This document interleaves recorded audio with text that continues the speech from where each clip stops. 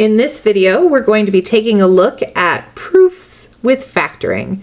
So we are going to go through 3 different questions, one trigonometric, one exponential, and one logarithmic. So in this video, we're going to do the trigonometric one. So it says, prove each of the following. And then we have tan squared x minus 1 divided by sine x times secant squared x plus secant x equals sine x minus cos x. Whew. So we've done proofs before. We've talked about how you want to choose one side to work on, and then if you are having trouble, you are welcome to go and work on the other side. Looking at the 2 sides, there's not much to do on the right-hand side. So I think I'm going to start with the left-hand side because there's more to do there. So I'm going to write that the left side equals, and then I am just going to recopy this down.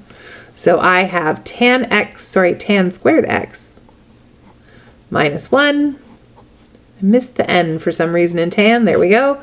And then divided by sine x secant squared x plus secant x. Now there are a variety of ways to do this type of proof. The title did mention we would be using some kind of factoring here. So taking a look at this, one of the strategies that we talked about early on when we were doing proofs before was writing everything in terms of sine and cos. And you are absolutely welcome to do that here. There are also some other strategies that you can use because I am seeing some things with secants and tans where I might be able to factor, but I think maybe we might try writing everything in terms of sine and cos, and then we'll maybe talk about some alternatives of things that we could have done instead. So I'm going to take anything that is not currently sine or cosine and rewrite it using sine and cosine. So tan x is sine x over cos x. So tan squared x would be sine x over cos x all squared, meaning the numerator and the denominator are both going to get squared. So this is the same as sine squared x over cos squared x. I'm going to leave the 1 as a 1. And then I am dividing that by, I'm going to leave the sine as a sine. But that secant squared x, I do see that secant squared x is 1 plus tan squared x. However, that's not sine or cos. So I might try using this one, that secant x is 1 over cos x. If I were to square this, then we would square this. 1 squared is just 1, and cos x squared is cosine squared x. So I'm going to replace my secant squared x with 1 over cosine squared x, and then secant again is 1 over cos x. All right, a lot of doing proofs with trigonometric functions is honestly just doing work with fractions. So in the first bracket, I have 2 things being subtracted. One of them is a fraction. So I need a common denominator in order to subtract those. That 1 is currently secretly over 1. So I would maybe go for a common denominator of cosine squared x. So this is going to be sine squared x over cos squared x minus, and then I want to write this also over cosine squared x. So I'd have to multiply the bottom by cosine squared x and then do the same to the top. So 1 times cosine squared x is cosine squared x. All right, there's my numerator. And then, sorry, that's the first part of the division. For the second part of the division, I have multiplication and addition. I would need to multiply first. That's order of operations. This sine x is currently over a secret 1 as well. So when we multiply fractions together, we do numerator times numerator. So sine x times 1 is sine x. And denominator times denominator, 1 times cos squared x is cos squared x. And then I'm adding 1 over cos x to that. In our first bracket, they now have a common denominator, so I can combine these together. Unfortunately, sine squared x and cos squared x are not like terms, but I can at least write it as sine squared x minus cos squared x over cos squared x. At this point, I don't need the brackets anymore because it is one single fraction, but I did need the brackets when it was still two terms. Okay, we are dividing by. Here, in order for us to combine and add these, they need a common denominator. I have cosine squared and cosine, so I think cosine squared x might be a good common denominator to go with. First fraction, we don't have to do anything to it. But my second fraction, I need to multiply bottom and top by cosine x, and I get cosine x over cosine squared x. All right, I am going to combine those two into one fraction, and then we'll stop and assess where we're at. So I have sine squared x minus cos squared x over cos squared x. Now, as I'm writing that, I did question in my brain, could I reduce those cosine squared x's? We talked yesterday about reducing, that you cannot reduce unless it's multiplication, and this is not multiplication, this is subtraction. So unfortunately, we are not reducing that. Okay, these would be sine x plus cos x over cosine squared x.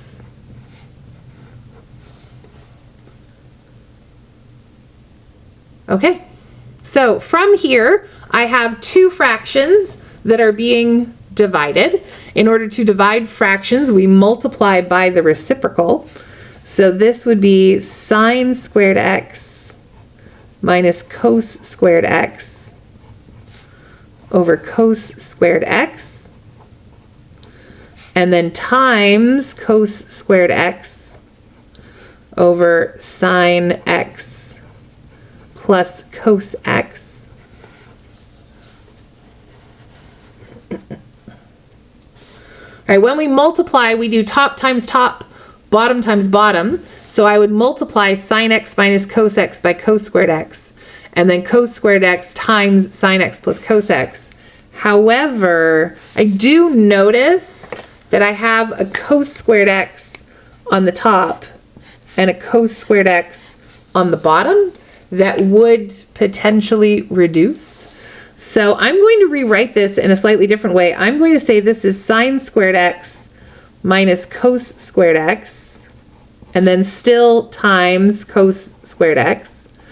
But here, I'm just going to trade their order. I'm going to say this is sine x plus cos x, and then times cos x. So I still multiplied, cosine squared x. I just changed the order in which we were multiplying. So cos squared x divided by cos squared x is just 1. And then anything times 1 is itself. So this brings me to sine squared x minus cos squared x over sine x plus cos x.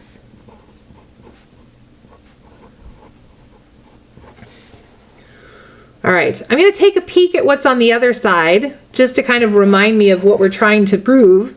We're looking for it to be sine x minus cos x. So I do have everything in terms of sine x and cos x, so that's feeling good.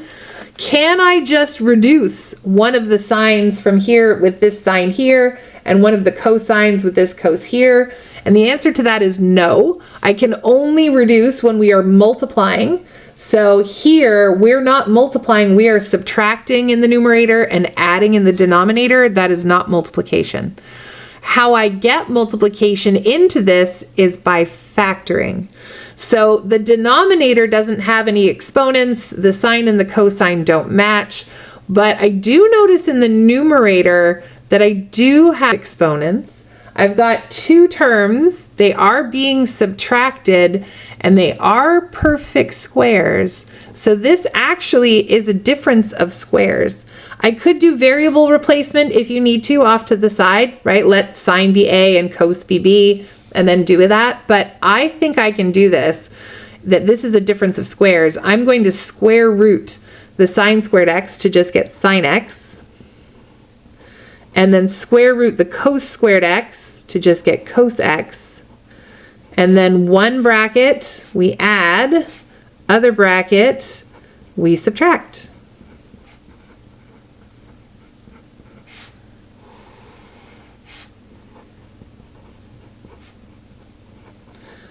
So I have sine x plus cos x times sine x minus cos x over sine x plus cos x.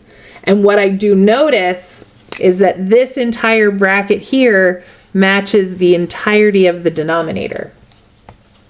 So I could say that sine x plus cos x and then times sine x minus cos x is the same thing. And then just keep the sine x plus cos x with the first one. And then this, I guess, would be secretly a 1. Then this part here divides to just give me 1. Right? And then I'm just going to get sine x minus cos x. Or sine x minus cos x over 1. And that is what we were trying to prove, right? Was that it equaled sine x minus cos x. So I'm going to finish off by saying left side equals right side. If you want to add in the QED, which is Latin for which is what we were being asked to prove, then you can do that, but that's entirely up to you. Okay, I will see you in the next video to take a look at our next type of proof.